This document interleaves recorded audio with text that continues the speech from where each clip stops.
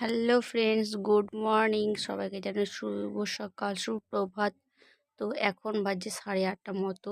আর এখন চাটা খেয়ে এখন ভাত চাপিয়ে দিয়েছি, তো উনুনে চাপিয়েছি যে ধোঁয়া উঠছে। আর এখানে আমি সবজি কেটে নিচ্ছি আর রান্না করব পুঁই শাক দিয়ে, আলু দিয়ে, কচু দিয়ে তরকারি। আর করব ওটাকে কী বলে, কাঁকরোল ভাজা। তো চলো ওগুলি কাটছি এখন। আজকে ধোঁয়া উঠছে, আমার চোখটা জ্বালা করছে। এই যে, আর এই যে এখন কাটা কমপ্লিট। এই যে কচু দিয়ে, আলু দিয়ে, পুঁই শাক দিয়ে কেটেছি।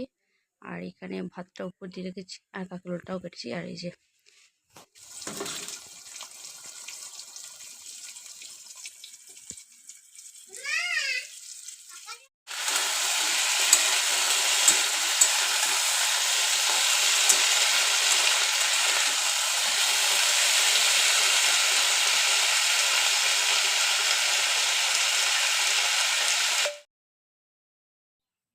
এই যে এখানে আমার মেয়ের আর আমার যে বাকি জামা প্যান্টগুলো ছিল, তো ওইগুলো এখন ভাঁজ করছি।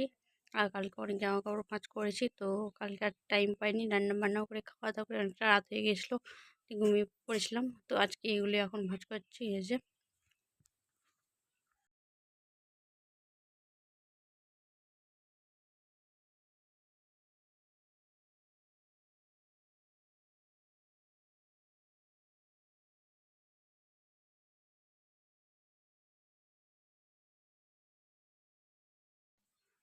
আর আমাদের যেহেতু ঘরের কাজ হচ্ছে, মানে রঙের কাজ শুরু হয়ে গেছে, তার জন্য অনেকটাই চাপ পড়ে যাচ্ছে। মানে রান্না করতে হচ্ছে এখানে, মানে মিস্ত্রিদেরকে টিফিন এসব দিতে দিতে অনেকটা লেট হয়ে যাচ্ছে।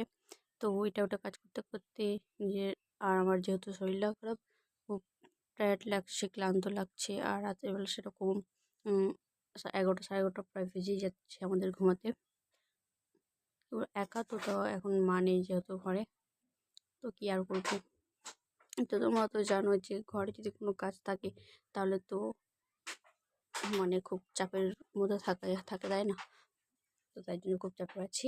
আর ঘরের কাজ যেহেতু এগোচ্ছে, তাও একটু আনন্দ হচ্ছে।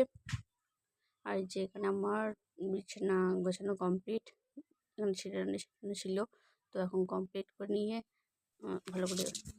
আর এই যে এখন রঙের কাজ শুরু হয়ে গেছে, তো সকাল থেকে। আর ওইদিকে যেহেতু আমি যাইনি, যে এখন যাচ্ছি এখন।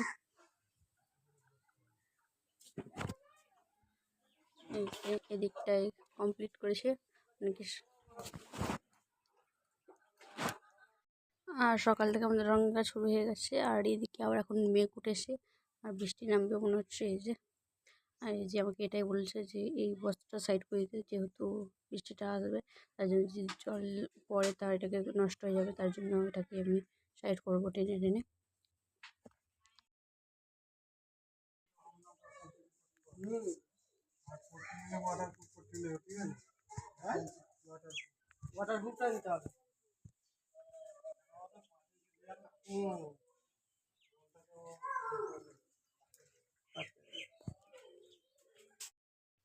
আর এদিকে ঘরের কাজ করতে করতে, এটা ওটা করতে করতে আমার মাথার অবস্থা দেখো।